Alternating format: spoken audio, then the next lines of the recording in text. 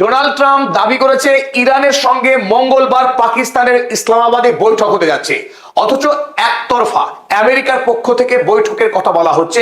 আর এখানেই প্রশ্ন উঠছে, ডোনাল্ড ট্রাম্প কি বৈঠকের মোড়কে ইরান যুদ্ধ শুরু করতে যাচ্ছে আবারও?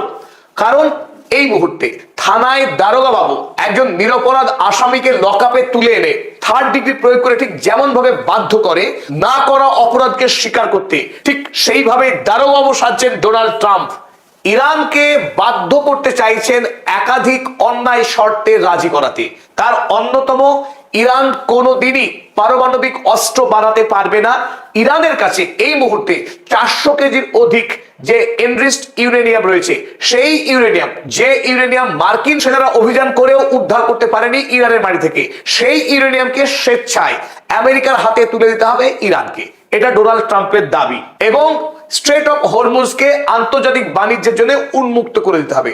তাহলে ডোনাল্ড ট্রাম্প ইরানের প্রতি খুশি হয়ে ইরানের উপরে চাপানো অসংখ্য স্যাংশনের কিঞ্চিত মাত্র কয়েকটি স্যাংশনকে শর্ত সাপেক্ষে তিনি তুলে দেবেন, কারণ তিনি অনেক বড় মহান। এই কথা তিনি জানিয়েছিলেন সাম্প্রতিক পাকিস্তানের ফিল্ড মার্শাল আসিম মুনিরের মাধ্যমে। ইরানকে এই ধরনের একটি প্রস্তাব তিনি পাঠিয়েছেন, যে প্রস্তাবে ইরানকে এই মুহূর্তে তিনি সর্বোচ্চ পর্যায়ে চাপ দিতে চাইছেন সই করাতে।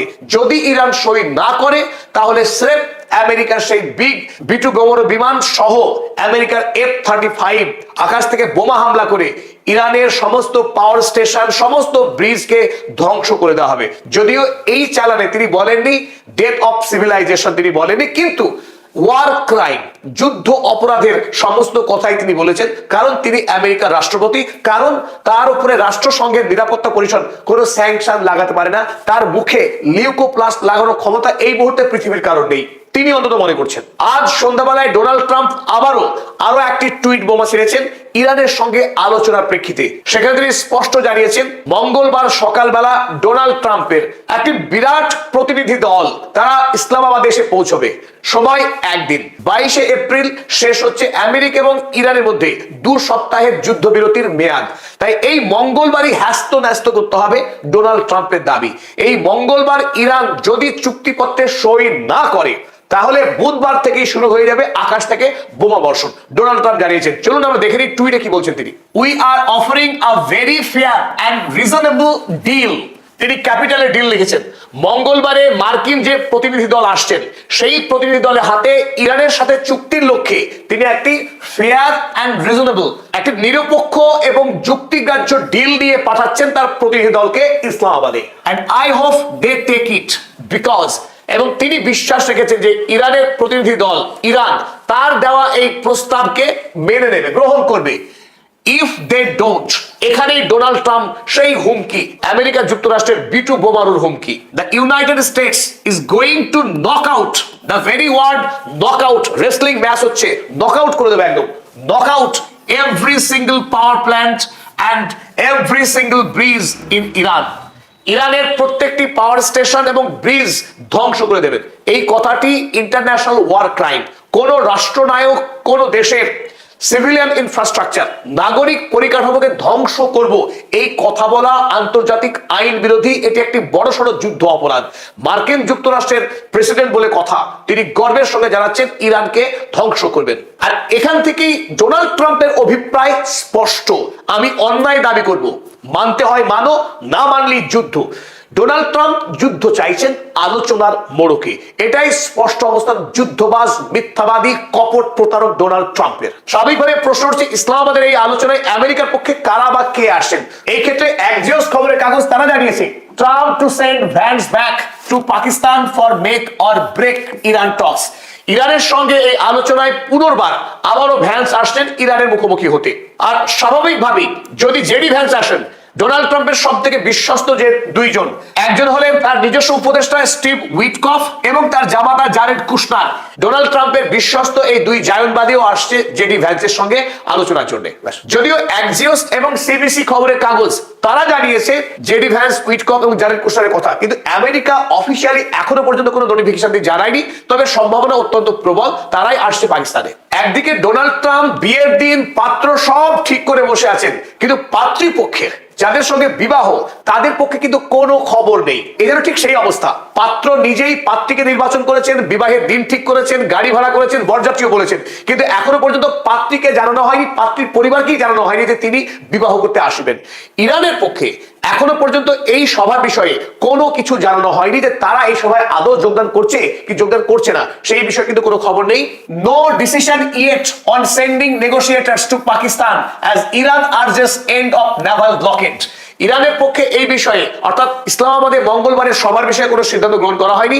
তবে ইরানের পক্ষে আমেরিকাকে ওমান উপসাগরে যে নৌ অবরোধ চলেছে আমেরিকা যুক্তরাষ্ট্র, সেই অবরোধ প্রত্যাহার করবার জন্য জানানো হয়েছে আমেরিকাকে। তবে ইরান জানিয়েছে যে এই আলোচনার মোড়কে ডোনাল্ড ট্রাম্প ইরানের ওপরে ম্যাক্সিমালিস্ট ডিমান্ড চাপাচ্ছে, অর্থাৎ তার এখতিয়ার বহির্ভূত অনৈতিক এবং আইন ভঙ্গকারী দাবি চাপাচ্ছে ইরানের উপরে। সুতরাং এই দাবির কারণেই ইরানের সঙ্গে তাদের আলোচনা ভেস্তে যেতে বাধ্য। তারা আরো একবার স্পষ্ট করে জানিয়েছে কোন অবস্থাতেই ইরানের পক্ষে আমেরিকার হাতে তাদের কাছে থাকা এনরিচড ইউরেনিয়াম তুলে দেওয়া হবে না। এদিকে আজ ইরানের রাষ্ট্রপতি মাসুদ পেজেশকিয়ান আরো এক ধাপ এগিয়ে খুব দৃঢ়তার সঙ্গে স্পষ্ট ভাষায় জানিয়েছে ইরানের আগামী দিনে পরমাণু অস্ত্র তৈরি করবার সংকল্পের কথা, যা ইতিপূর্বে কোনোদিনও ইরানের পক্ষে এতটা স্পষ্ট করা হয়নি তাদের অবস্থান। Trump says Iran cannot make use of its nuclear rights. Donald Trump বলছে ইরান নিউক্লিয়ার অধিকার প্রয়োগ করতে পারবে না, but does not say for what crime.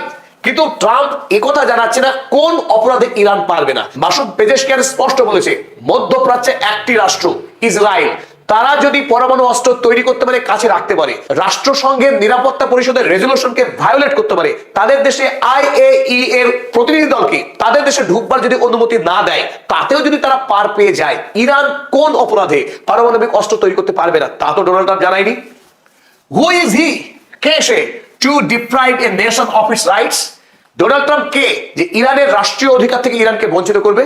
Donald Trump তার মনের কথা গতকালই জারি রেখেছেন। ইরান যদি রাজি না হয়, অর্থাৎ ইরান যে রাজি হবে তিনি ভালো করেই জানেন, কারণ তিনি যা চাইছেন তা ইরানের পক্ষে দেওয়া সম্ভব নয়। তা দেওয়ার অর্থ ইরানের সার্বভৌমত্বকে বিক্রি করা, তা ইরান জীবন থাকতেও করবে না, সেটা ডোনাল্ড ট্রাম্প নিজেও জানেন। তাই তিনি বলছেন US will start dropping bombs again if no Iran deal is reached.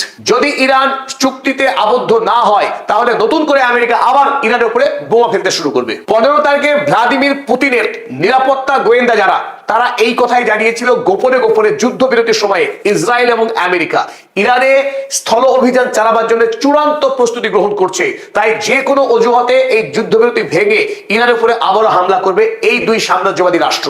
রাশিয়ার পক্ষে জানানো হয়েছে the United states and Israel can use the piece talks to prepare for a ground operation against Iran. America যুক্তরাষ্ট্র এবং Israel তারা এই শান্তি চুক্তির আড়ালে ইরানে হামলা চালাবার, স্থল অভিযান শুরু করবার রীতিমতো প্রস্তুতি চালাচ্ছে এই মুহূর্তে। আর আমেরিকা যে নতুন করে যুদ্ধের প্রস্তুতি নিচ্ছে তার স্পষ্ট ছবি আপনাদের দেখায়। আমেরিকার ভার্জিনিয়া, এই ভার্জিনিয়া থেকে আমেরিকার অপর শক্তিশালী যুদ্ধ জাহাজ ইউএসএস জর্জ এইচ.ডব্লিউ. বুশ, আপনারা ছবিতে দেখছেন আফ্রিকা মহাদেশের নিচে এই মুহূর্তে অবস্থান করছে। ভার্জিনিয়া থেকে শুরু করে যাত্রা করছে আফ্রিকার নিচ দিয়ে এই উত্তমা সন্তরী পার হয়ে এই পথে ঠিক ওমান উপসাগর উদ্দেশ্যে ধীরে ধীরে এগিয়ে চলেছে। অথচ চাইলে আমেরিকা যুক্তরাষ্ট্র এই সুয়েজ ক্যানাল পার হয়ে লোহিত সাগর হয়ে ইয়েমেনের পাশ দিয়ে এদিক দিয়েও ঢুকতে পারতো ওমান উপসাগরে, কিন্তু একটি কারণ, এখানে যেহেতু ইরানের নিয়ন্ত্রিত হুথি গ্রুপ বাস করে, এই লোহিত সাগর দিয়ে ঢোকার কিন্তু রিস্ক নেয়নি আমেরিকা যুক্তরাষ্ট্র।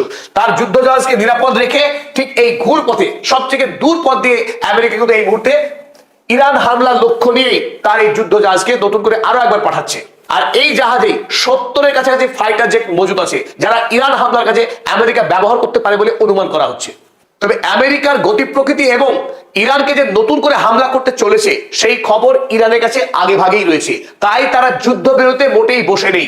আমেরিকা এবং ইসরায়েলের যৌথ দুই হামলাদার বাহিনীর বিরুদ্ধে 40 দিন লড়াই করবার পরেও ইরানের কাছে এখনো পর্যন্ত বিপুল পরিমাণে ড্রোন মিসাইলের যে স্টক রয়েছে সেই কথা কিন্তু খোদ আমেরিকা যুক্তরাষ্ট্রের সরকারি গোয়েন্দা বিভাগেরই খবর। গোয়েন্দা বিভাগের পক্ষে জানানো হচ্ছে যে ইরানের কাছে এই মুহূর্তে এখনো পর্যন্ত 70 মিসাইল স্টক পাইল রয়েছে এবং এই কয়েকদিনে উন্নততর প্রযুক্তি ব্যবহার করে ইরান আরো বিপুল পরিমাণে নতুন মিসাইল নির্মাণ করেছে।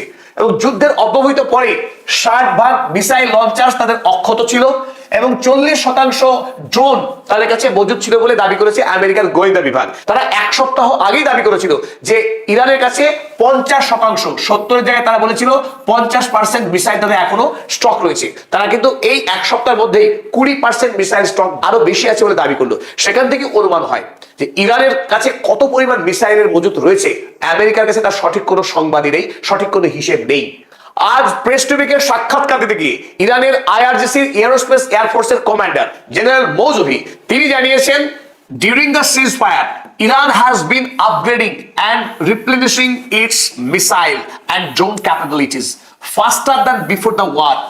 এই যুদ্ধবিরতির সময়ে ইরান ধারাবাহিকভাবে তাদের যে যুদ্ধাস্ত্র সেই অস্ত্রগুলোকে আরো বেশি আপগ্রেড করছে এবং যেগুলো ধ্বংস হয়েছিল সেগুলোকে মেরামতের কাজ চালাচ্ছে।